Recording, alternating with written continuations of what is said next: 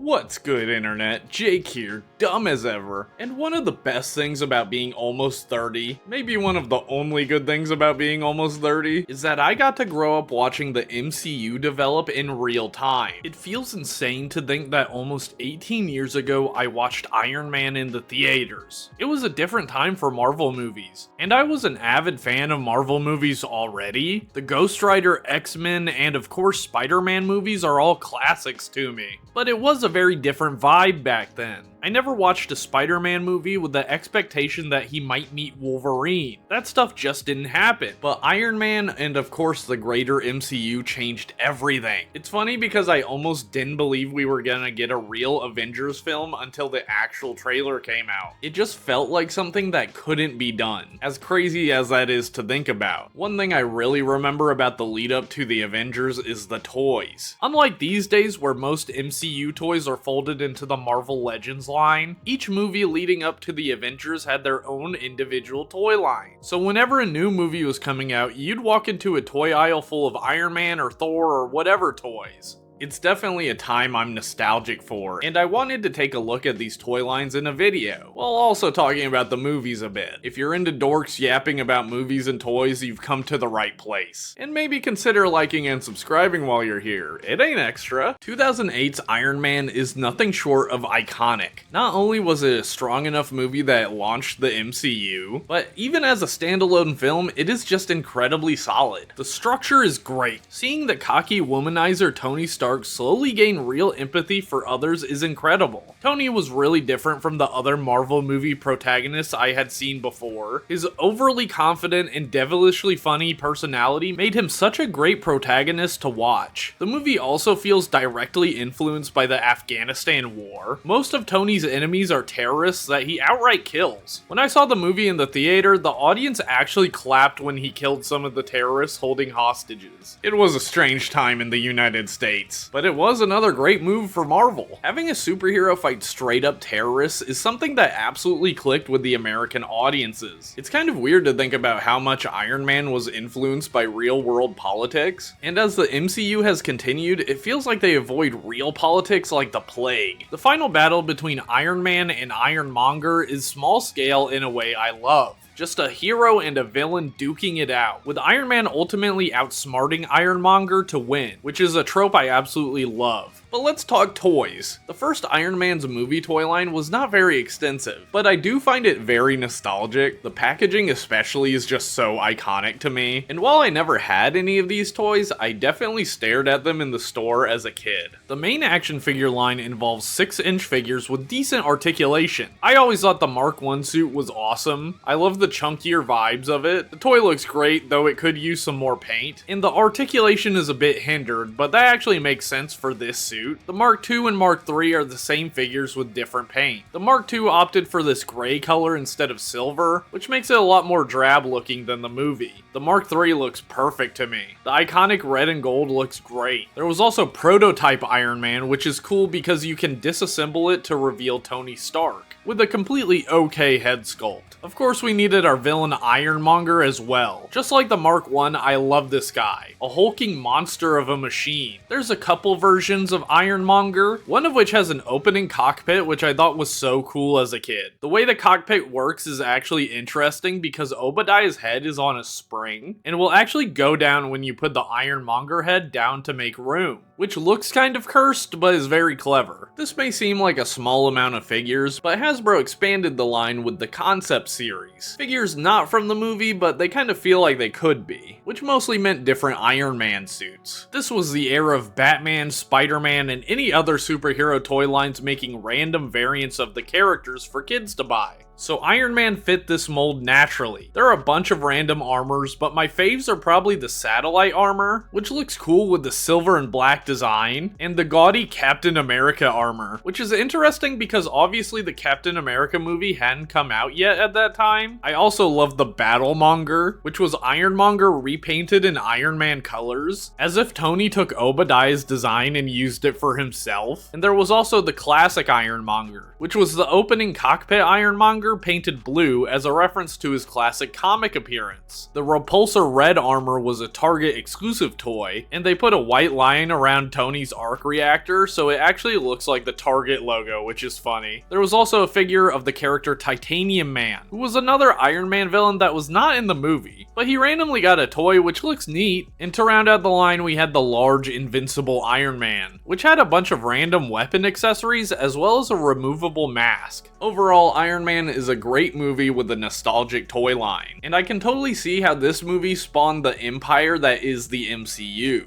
As a kid, I was super into the Hulk. I don't know, a big green monster guy just clicked with me. I had really enjoyed Ong Lee's Hulk movie despite how weird it was, so I was really looking forward to The Incredible Hulk. It's wild to think that this is the last proper Hulk movie. As a kid, I thought it was a direct continuation of 2003's Hulk, and you can kind of connect them if you really want. I think The Incredible Hulk was really enjoyable. Not as good as Iron Man, but I think it does a good job of progressing Bruce Banner's story, with the movie mainly being about Bruce learning to control the Hulk. I think Abomination is a cool villain. I even like his weird look with the exposed spine and rib cage. Truly a gruesome looking monster to match the Hulk. This movie had a lot of controversy because apparently Edward Norton is hard to work with, and I have to admit I really like him as Bruce. I do adore Mark Ruffalo, but I don't think he really fits the traditional Bruce Banner look, though I weirdly like his Hulk better than Norton's, if that makes any sense. I don't know, it's frustrating that the Hulk has been relegated to a side character in the MCU, thanks to Universal owning a piece of the character. Like, Captain America Brave New World was basically a sequel to The Incredible Hulk without including the Hulk. That was just the cherry on top of an already terrible movie. But let's talk toys. Similar to Iron Man, the Incredible Hulk toy line was nothing crazy, though it definitely has more variety than the 2003 movie toy line. There are of course several Hulk figures, each with a different gimmick or accessory. Like, one Hulk comes with a steel beam while the other comes with a piece of a car. You could try and collect all the different pants color Hulks if you wanted to. There were some soldier figures that were released as a 2-pack, which is fun. It's cool that there's a pack of little guys for your Hulk to smash. And you could also get an Abomination figure. There were at least 3 different Abomination toys, but the coolest is Mutating Abomination, which came with Emil Blonsky, the human form of Abomination, and you could tuck the human form into his monster form, which is a really fun play pattern. There were also some toys based on the Incredible Hulk video game, like Ironclad, a big metal dude who looks kind of boring to me. But hey, there's some variety. And there was also a toy of a guy called Bi Beast. You're telling me this beast is bi?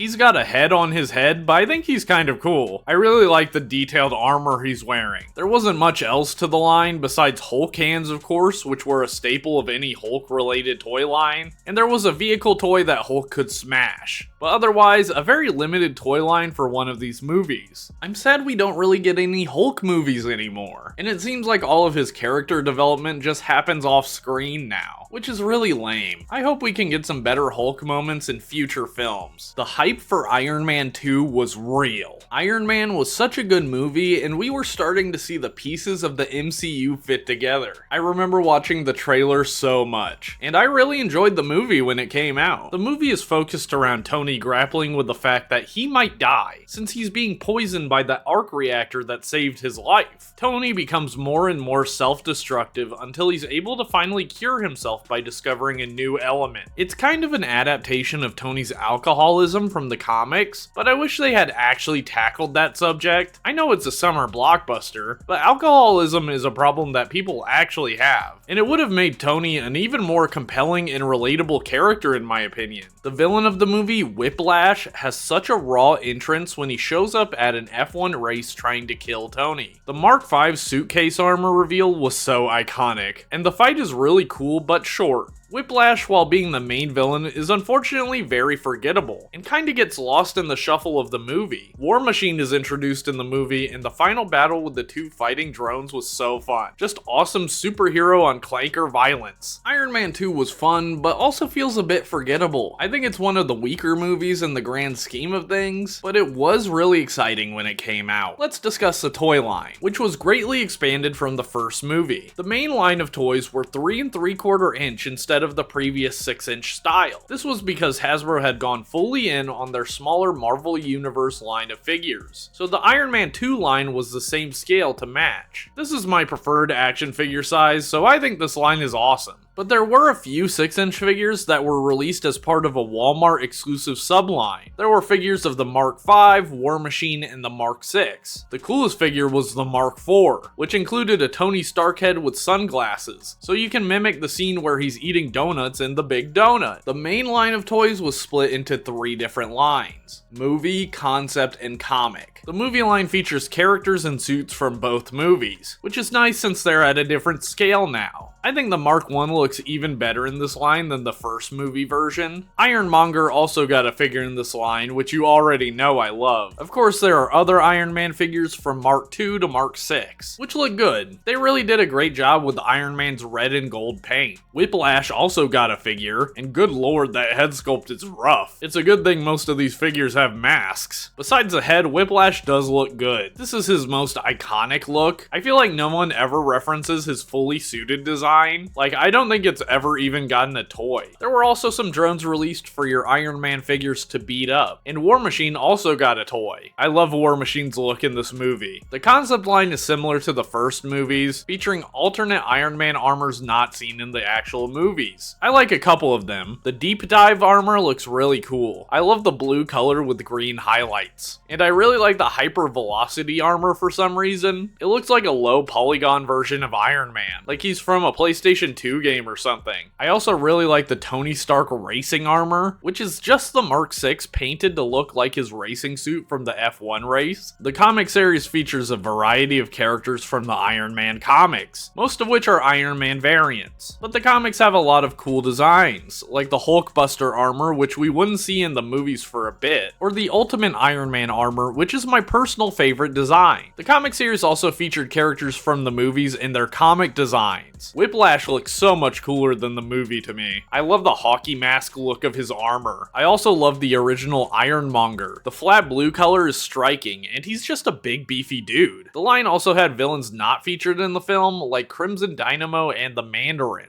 I think this line is awesome. It's very expansive, though it does miss key characters from the movie like Black Widow and the final Whiplash design. Hey, if you're enjoying this video and would like to support me further, I have YouTube memberships and Patreon. For $1 a month, both give you the same thing. Access to members exclusive bonus videos, like this video where I discuss the Iron Man 3 toy line to round out the trilogy. And you also get an invite to my super chill Discord server. Alright, back to the toys. Thor has always been a weird character to me. I never really clicked with him, and I never really had any comics featuring him as a kid. I read a lot of Marvel during Civil War, and Thor was noticeably absent from that event, so I wasn't really excited for the Thor movie as a kid, but I was pleasantly surprised by the film. I kind of loved the vibes of this movie, with the techno-magic world of Asgard being quite interesting to me. I also really like fish out of water movies, and Thor is an excellent fish out of water, with the God of Thunder ending up in a small desert town after being banished by his father. This movie also introduced me to Loki, who obviously became a hugely popular character in the MCU. I also really liked the look of the Destroyer, who I thought was going to be the main villain of the movie before watching it, but it turns out the Destroyer is more of a machine. Still really cool looking though. The toy line largely follows Iron Man 2's format, with the main line consisting of 3 3/4 inch action figures, though Thor had a much smaller line, which makes sense to me. The MCU was still developing, so Hasbro was probably being a little bit cautious with newer properties. There was another line of Walmart 6-inch figures. Only Thor got a figure based on his movie appearance, which looks good with a lot of sculpted details, though he has a slightly derpy look on his face. The other 6-inch figures are Thor and Loki from the comics. The main line features a lot of the cast, which is awesome. Like I said, it is the smaller scale, so while there's plenty of sculpted detail, there's definitely a lot of detail lost due to the size. And the face sculpts can range from okay to terrible. We of course got multiple versions of Thor, though the differences between the figures is nominal, mostly down to the accessories included. Loki got a couple figures, but the one featuring his helmet with the horns is obviously the best. I just love this first movie look for Loki. Thor's friends, the Warriors 3 and Sif, also got figures, which is again great because so many of these lines only feature 2 or 3 characters with the multiple versions. But the Asgardians are comic booky enough that I guess Hasbro was willing to make figures of them. Sif is actually the first female figure featured in any of these toy lines, which is surprising considering Black Widow was in Iron Man 2. The Destroyer also got a toy, with a light up feature which makes perfect sense for the character. The Thor toy line is kind of great. It covers a lot of characters from the movie, though it obviously had less money invested in it than the Iron Man 2 toy line. Captain America was kind of a bizarre character to make a Hollywood film about. A character based on a specific country was kind of a gamble, and in other countries the movie went by its subtitle, The First Avenger, which I think is interesting. I have to say I love the first Captain America movie. I'm such a sucker for origin story movies, and Steve Rogers is such a likable character. The special effects they did for his scrawny look were kind of weird, but honestly you really get used to it. Cap is a great character because he has a pure heart right from the get-go, with his body stopping him from doing what he really wants to do, which is killing Nazis like a true American. I really like the Star-Spangled Man part of the movie, where he's treated as a propaganda tool, because even though he doesn't want to do it at first, he still gives his all and becomes great at it. And when he properly becomes Captain America, the movie is just peak. The costume is so good, easily my favorite Cap costume because it doesn't look too superhero-y with its straps and practical pants. Red Skull was just an okay villain. I don't think he had a lot of time to develop, but it was cool to see him again in Infinity War. Moving on to toys, Captain America's line follows the same format as Iron Man 2 and Thor, mainly being 3 3/4 inch figures. Though like previous lines, there were some Walmart exclusive 6-inch figures. There was a movie Captain America 6-inch figure which looked solid. There were also figures of Nick Fury and Ultimate Captain America. Ultimate Cap is kind of a dick, but I do like his costume, and I think the movie costume was based on it. The main line is split into movie, concept, and comic lines. The movie line is kind of pathetic. It included Captain America and Red Skull, and the rest of the figures are Hydra Troopers. I was surprised to see none of the Howling Commandos or even Bucky got a toy. The concept series featured Cap in different military-style outfits, like this Desert Storm-looking Cap. I love these goofy weapons they would give the toys. Captain America's whole thing is an unbreakable shield, but what if it was also a ninja star? The comic series, of course, featured many of the different costumes that Cap has worn, as well as some related characters like Captain Britain and the Winter Soldier. Kind of a lackluster toy line, I'm not gonna lie, but I feel like Hasbro was saving resources and gearing up for the main event, the Avengers. Finally, we've made it to the movie the previous 5 films have been building up to. Like I said, I literally did not believe this movie would get made until the first trailer released. And once the trailer came out, the hype for the movie was so real. And the Avengers defied all expectations. I really do think if it failed, the MCU would not exist today. Joss Whedon gets a lot of deserved hate these days, but man, this movie is sharp, fun, and gives fans exactly what they would want to see. The way the team forms and fights each other is so good, and getting to see these characters we saw individually bounce off of each other is such a treat. Bringing Loki back was the best choice possible. He was the most compelling villain of the first 5 movies, and the Avengers just enhanced his character so much. So many iconic moments are scattered throughout this movie, though my favorite has always been Hulk beating the hell out of Loki. Such a good moment that had my theater laughing so hard when I saw it. The film does a great job of telling its own story, while still being enhanced by having viewed the previous movies. And the consequences of this movie affected so many of the MCU's projects afterwards, like Tony suffering from PTSD in Iron Man 3. Of course, with a massive movie comes a big push for toys. I'm sure you're tired of hearing me say this, but the Avengers follows the same formula as the last few movie toy lines. The main line is 3 3/4 inch, while there was also a 6-inch Walmart exclusive line, which featured Loki, who looks great, and it's good to see he got a 6-inch figure after not getting one for Thor. I like that they gave him a removable helmet, and the line also featured all of the Avengers but Black Widow, which is pretty lame because Black Widow was so much cooler than Hawkeye in the movie, and she still hadn't gotten gotten a 6-inch figure at this point, but the other figures do look good. Hulk looks appropriately big, and Cap is sporting his new costume, which is one of my least favorite Captain America costumes, though I do like how comic booky he looks within the group. Luckily, the main line did have a Black Widow figure, which is good because it would actually be crazy if they didn't. We also got the rest of the team. The articulation for these figures was bizarrely downgraded from previous lines, losing ab, hand, and feet articulation, with some figures only having single knee joints instead of the standard double jointed knees. It sucks because the painting and sculpting looks excellent, but Hasbro cut corners on this line. I also feel like the Hulk looks low-key weird. The shade of green they chose just looks off to me. The face sculpt looks weird and bad, and he has a smashing gimmick that messes with the articulation. Loki also got a figure, again with nice painting and sculpting, but poor articulation. And a few Chitauri also got toys to give you some bad guys to beat up. There were also comic and concept lines, but they were a lot smaller than the previous toy lines, and didn't offer much interesting in the way of action figures. There were some vehicles as well. Vehicles had been in the previous lines, but they were just made up for the toy line. Avengers featured vehicles actually seen in the movie, like the Quinjet, which is a one-seater vehicle that comes with an Iron Man with even less articulation, though it can seat a standard Marvel Universe figure. There was also a very flimsy-looking helicarrier, which looks kind of lame to be honest, lacking many interesting features for a playset. Also, is that 6'7"? 6'7"? Okay, I'll shut up. Avengers is a generational movie that changed the film industry, and I think it largely holds up, though it unfortunately got saddled with a less than impressive toy line, especially compared to the toys based on previous films. I'm not saying the rest of the MCU is bad, far from it. Infinity War and Guardians of the Galaxy are some of my favorite movies, but I can't help but feel nostalgic for the Phase 1 era of the MCU. Everything was so fresh, new, and simple. I also think movie toys after the Avengers got markedly worse, with Hasbro putting the good toys into the Marvel Legends line, while putting out highly simple and gimmicky figures for the movie main lines. So yeah, I'm a bit nostalgic, sue me. Or maybe please don't sue me because I don't got Tony Stark money like that. Thanks for watching. If you enjoyed the video, please consider liking and subscribing. And if you'd like to support me further, I have a YouTube membership and Patreon. For $1 a month, both give you access to exclusive member videos, as well as an invite to my super chill Discord server. Alright y'all, I'll see you in the next one.